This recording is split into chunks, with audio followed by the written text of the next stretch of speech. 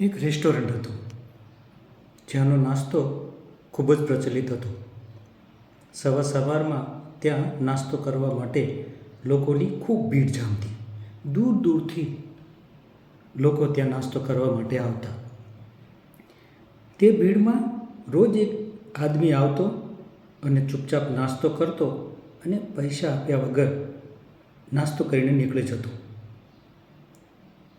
3-4 દિવસથી એક આદમી આ બધું જોઈ રહ્યો છે.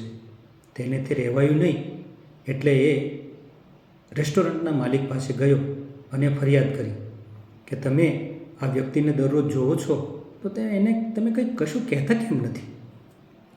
રેસ્ટોરન્ટનો માલિક હસ્યો અને બોલ્યો અને કહ્યું કે તમે પહેલા વ્યક્તિ નથી કે આ ફરિયાદ કરી હોય. મને જ્યારે ખબર પડી ત્યારે મેં એ વ્યક્તિનો પીછો કર્યો તો મને જાણવા મળ્યું કે એ બાજુના સિગ્નલ પાસે ભીખ માગે છે. એક દિવસ મેં એને એક પ્રાર્થના કરતા જોયો. એ 2 હાથ જોડી અને ભગવાનને પ્રાર્થના કરે છે કે હે ભગવાન, આજે પણ આ રેસ્ટોરન્ટમાં એટલી બધી ભીડ જમાવી દે કે હું જમું અને ચૂપચાપ ત્યાંથી નીકળી જાઉં. એટલે કદાચ આ રેસ્ટોરન્ટમાં આટલી ભીડ લાગતી હશે. આ વ્યક્તિ જ્યારે સાંભળે છે ત્યારે એ કહે છે કે હવે મને સમજાયું કે કોઈ પણ સફળતાની પાછળ માત્ર મહેનત જ નથી હોતી.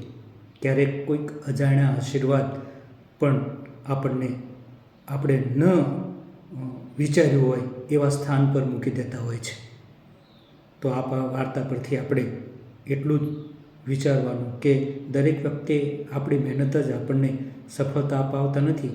ક્યારેક અજાણ્યા આશીર્વાદ પણ આપણને એક અદ્ભુત તાકાત આપી જતા હોય છે. Thank you.